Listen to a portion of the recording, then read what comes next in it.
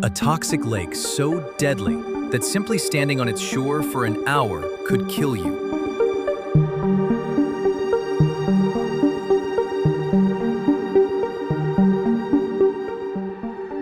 A tiny island where setting foot on the beach is essentially a death sentence. Cliffs that defy gravity, roads that look like something out of a nightmare, and a town hiding one of the Cold War's most horrifying secrets. Let's explore the strangest places on Earth, places so harsh, dangerous, and mysterious.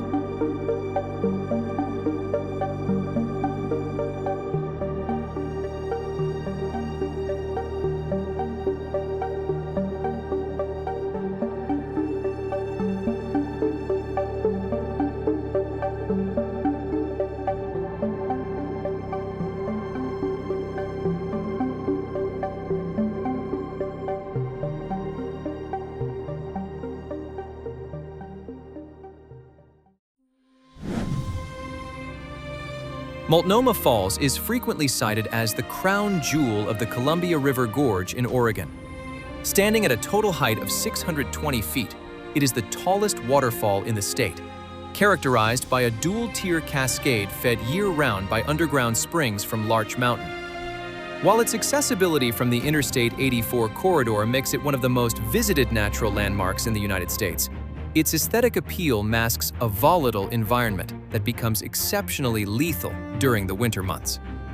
The primary danger mechanism at Multnomah Falls comes from the combination of its steep vertical terrain and the unique microclimate of the gorge. The towering cliffs act like an atmospheric funnel, concentrating wind and cold air to create unpredictable conditions. During winter, the rushing water transforms into massive ice columns that become structurally unstable. However, the danger is not limited to the icy surfaces below, although black ice frequently covers Benson Bridge and the surrounding trails, but also includes the threat of falling ice. Massive ice chunks weighing hundreds of pounds can suddenly break loose and crash onto the walkways below with the force of a small explosion. In 1994, a rock the size of a bus unexpectedly broke away from the top of the falls, plunged into the pool beneath, and created a powerful surge that injured a group of people taking wedding photos on the bridge. Ever hiked a trail that looked peaceful but turned out to be terrifying? Tell us about your closest call with nature in the comments. Located above the scorching plains of Dera Ghazi Khan district, Fort Monroe is a rare highland refuge in the Sulayman mountain range. Known as the Jewel of South Punjab, this mountain retreat creates a dramatic geographical contrast with the surrounding desert, where summer temperatures frequently exceed 113 degrees Fahrenheit. Temperatures at this hill station are approximately 18 to 27 degrees Fahrenheit cooler than the plains below, an unusual climate phenomenon that led British colonial authorities to develop it into a strategic summer retreat in 1869. The danger of Fort Monroe is closely tied to its isolation and the treacherous nature of the road leading to it.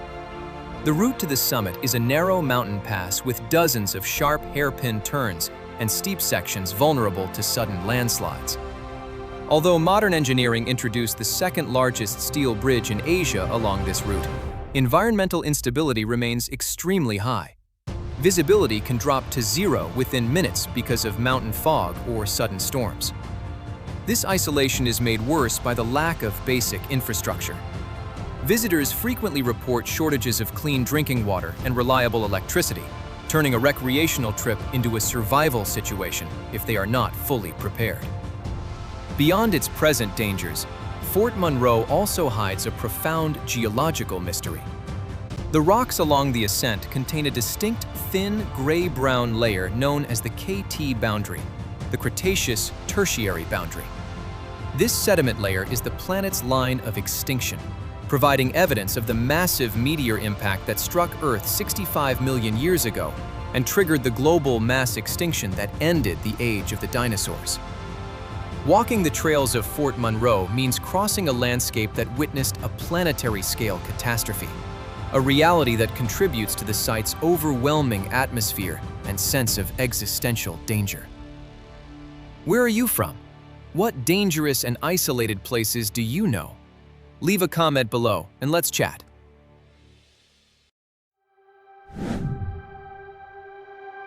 In the limestone cliffs of the Echo Valley in the northern Philippines, the Igorot people have practiced a burial tradition for over 2 millennia that defies modern burial conventions and the law of gravity. The hanging coffins of Sagada are wooden vessels nailed or lashed to the sides of vertical rock faces, often hundreds of feet above the valley floor. This practice is rooted in a complex spiritual cosmology, where the height of the grave correlates with the soul's proximity to the ancestral spirits.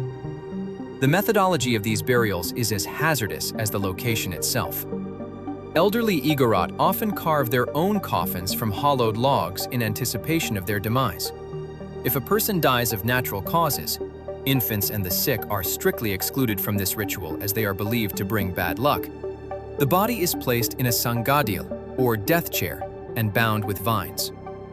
To prevent rapid decomposition and mask the scent, the cadaver is smoked for several days during a communal vigil. The corpse is then positioned in a fetal posture. The Igorot believe that a person should leave the world in the same position they entered it. Reaching these sites to perform the burial requires hauling the coffin up sheer cliffs using ropes and wooden stakes, a feat of ancient engineering that remains terrifying to modern observers. However, the greatest danger to the site today is environmental. The wind, rain, and seismic activity of the Philippines have eroded the limestone cliffs, and the wooden coffins, some over a century old, are in a constant state of deterioration. There are reports of coffins breaking apart and depositing their contents on the ground below, turning the Echo Valley into a place where the dead literally hang by a thread. The Igorot people believe you should leave this world exactly as you came into it. It's a powerful tradition, but do you have the courage to walk through a valley where the dead hang suspended on a thread? Leave a comment below, and if you found this video helpful, don't forget to hit the bell icon, share it with your friends, and subscribe to the channel if you haven't already. Angel's Landing in Utah. Angel's Landing is arguably the most famous and perilous hiking trail in the United States National Park System. Rising 1,488 feet above the floor of Zion Canyon in Utah, the trail concludes with a final 0.5 miles ridge that is as narrow as a knife's edge. At its most extreme points, the trail is less than 5 feet wide, with vertical drop-offs of 1,000 feet on either side. To navigate this section, hikers must rely on a single line of steel chains bolted directly into the sandstone. The danger of Angel's Landing is not merely the terrain, but the human element of congestion. Until the implementation of a permit system in recent years, the trail was often wall-to-wall with people, creating a situation where hikers had to let go of the safety chains to allow others to pass. Analysts of park fatalities have noted a specific risk cluster: women aged 45 to 60, who may attempt to be accommodating to others by relinquishing their grip on the chains, often underestimating their own reaction times or physical limitations in a high-stress environment. First-hand survival stories from the ridge describe a phenomenon known as the third man effect, a psychological sensation where individuals in extreme survival situations report an external presence guiding them through the trauma. This underscores the mental toll of the hike, where the fear of heights can lead to toughing it out until a person becomes paralyzed with vertigo. Statistics indicate that while the risk of falling is approximately 1 in a million, but the consequences are 100% fatal. Tap the like button to let us know this content is making a difference. And if you're watching on your phone, be sure to press the hype button right below. North Sentinel Island in the Bay of Bengal. North Sentinel Island, a 23 square mile territory in the Bay of Bengal, is home to the Sentinelese, the most isolated indigenous tribe on Earth. They have maintained voluntary isolation for tens of thousands of years, resisting all external contact with lethal force. The Indian government has established a 3-mile exclusion zone around the island, patrolled by the Navy, to protect both the tribe from modern pathogens and outsiders from the tribe's arrows. The hostility of the Sentinelese is rooted in a history of traumatic encounters. In 1880, British colonial officer Maurice Vidal Portman kidnapped an elderly couple and 4 children from the island to study them in Port Blair. The adults died almost immediately of respiratory illnesses, and the children were returned with gifts that likely carried viruses to the rest of the tribe. This event established a cultural memory of outsiders as harbingers of death. Subsequent encounters have been uniformly violent. In 1981, the crew of the MV Primrose faced a week of terror after grounding on the reef, watching as 50 armed tribesmen began building boats on the beach to board the ship. The crew was only saved by a last-minute helicopter evacuation. In the modern era, the danger remains absolute. In 2006, 2 fishermen who illegally moored near the island to sleep were killed when their boat drifted onto the shore. In 2018, American missionary John Allen Chow was executed after several attempts to land on the island to proselytize. His body was never recovered. The Sentinelese do not possess Stone Age technology as often claimed. They have scavenged iron from shipwrecks to tip their arrows, creating a lethal fusion of ancient archery and modern materials. Their survival of the 2004 tsunami, which they weathered by heading to higher ground based on ancestral knowledge, proves their mastery over an environment that would be fatal to any modern person left alone. Should this island be left alone forever, or is the mystery too much to ignore? Drop a comment with your take on the world's most isolated tribe. Lingpaishi Road in China. This is one of the most dangerous cliffside roads on the entire planet, carved directly into vertical limestone cliffs more than 980 feet above the valley floor in Chongqing. Some sections are barely 10 feet wide, just enough room for a single vehicle, and there are no guardrails protecting drivers from the abyss below. The story behind this road is just as wild as the road itself. The villagers of Minzu were completely cut off from medical care, schools, and the outside world. So in the early 2000s, they decided to build a road themselves. Because the terrain was too steep for construction equipment, they did it by hand. Workers were suspended by ropes over the cliff edge, using manual drills, hammers, and small explosives to blast a path into the rock face. The result is a zigzag nightmare, with 18 hairpin turns and slopes reaching up to 70% at the steepest bend. Driving this road is so demanding that drivers have to stay in first gear the entire way up. Engines regularly fail under the strain, forcing drivers to reverse down the zigzag curves to find enough power to restart the climb. The road sees over 100 minor rockfalls every year during the rainy season, and dense mountain fog can drop visibility to under 33 feet in seconds. Buses and trucks are completely banned. If you attempt this road alone and your engine dies, there's no easy rescue, no cell service, and nowhere to turn around.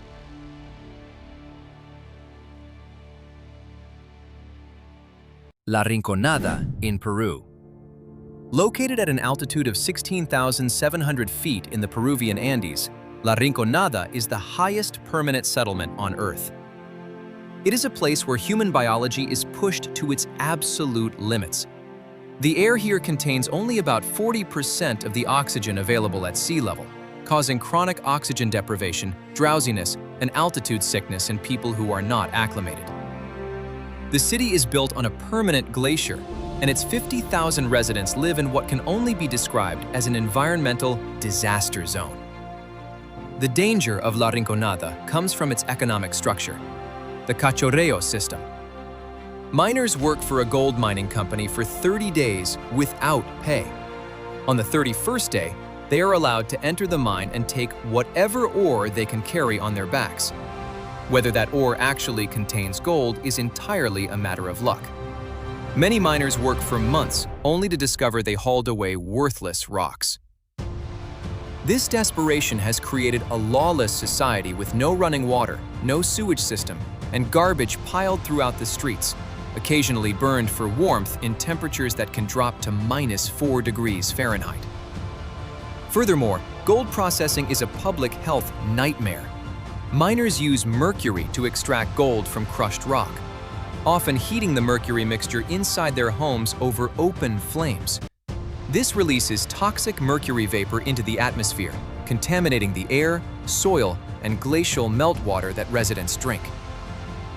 With little police presence and a survival of the fittest mentality, La Rinconada is a place where not everything that glitters is gold, but rather a high-altitude wasteland filled with toxic pollution and human misery.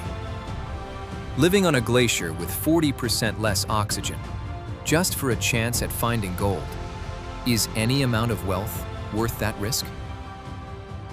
Tell us what you think about the Cachorreo system in the comments.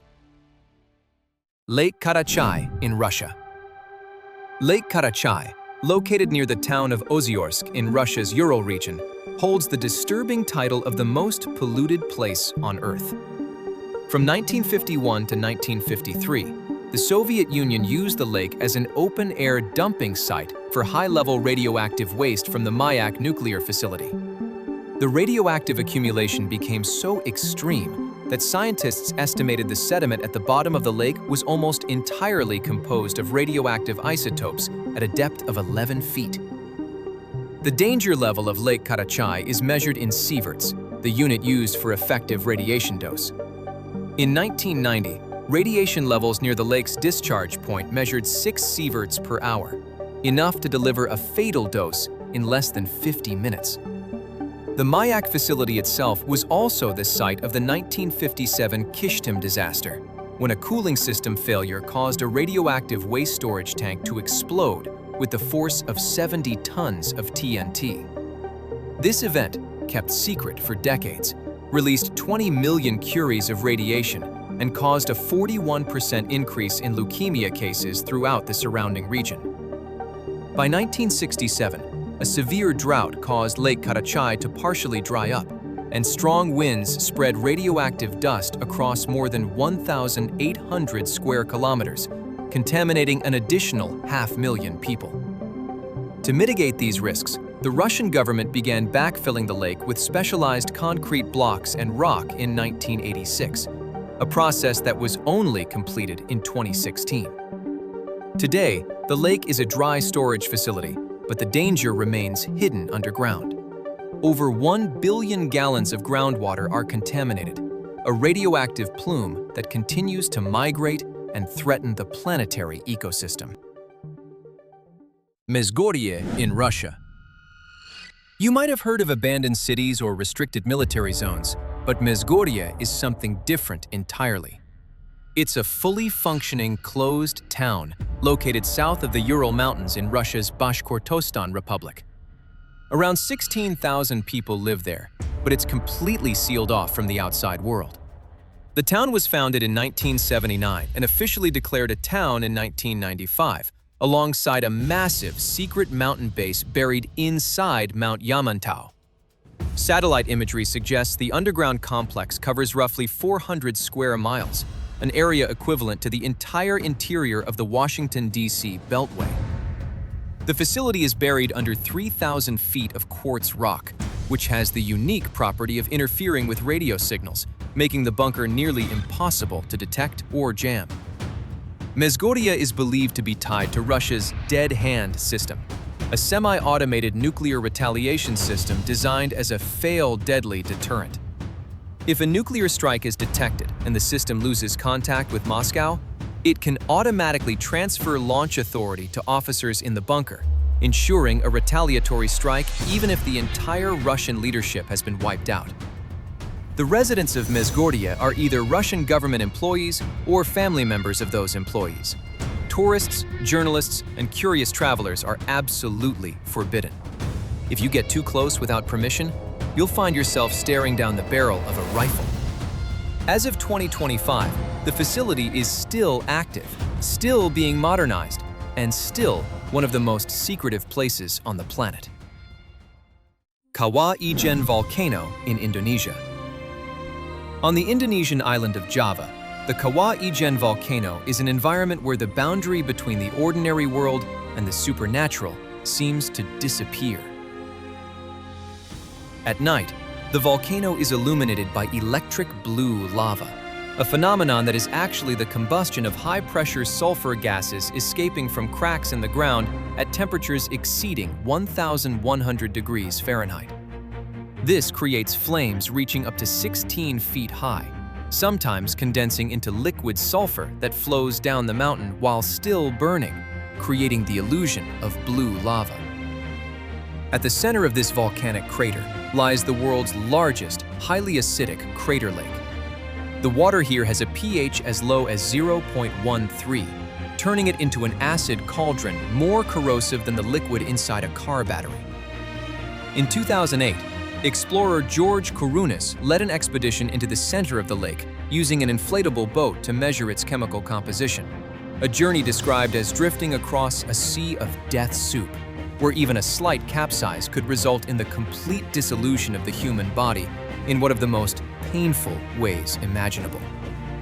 But the true tragedy of Kawa Ijen is the human cost. Traditional sulfur miners who extract the devil's gold from this volcano carry loads weighing up to 200 pounds on their shoulders while navigating slippery, rocky paths in darkness and breathing toxic sulfur dioxide gas. Because they have no respiratory protection, the sulfur dioxide reacts with moisture in their mouths to form sulfuric acid, dissolving their teeth and destroying their lung tissue.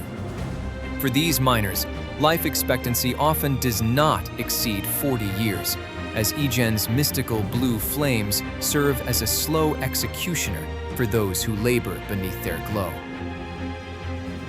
And if you found this video as fascinating as I did while making it, then you will definitely want to watch my next video exploring the greatest mystery of Peru, the megalithic structure of Machu Picchu that no human should have been able to build. It is one of the most astonishing ancient mysteries on the planet, and the answer to who built it will completely change the way you think about ancient civilizations. Click on the next video, hit subscribe so you do not miss next week's deep dive analysis.